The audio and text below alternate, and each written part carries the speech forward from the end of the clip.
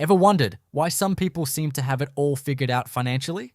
Here's a secret. It's not luck, it's strategy. First, start budgeting.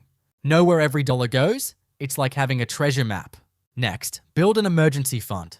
Life throws curveballs, but with 3 to 6 months of expenses saved, you're unstoppable. Invest early and often, even if it's just a little. Compound interest is your best friend. And don't forget to diversify. Don't put all your eggs in one basket. Finally, educate yourself. The more you know, the more you grow. Your financial future is in your hands. Grab it. Remember, start budgeting smart today, protect your credit, and save with purpose. If you found this video helpful, don't forget to like, share, and subscribe. It helps more than you know. Want to support the channel directly like a Patreon? Visit www.pytown.ca/lifeledger and become part of the community. And if you're feeling the vibe, grab some of our merch here. atown.creatorspring.com. Thanks for watching. Keep your finances strong, and we'll see you next time on Life on a Ledger.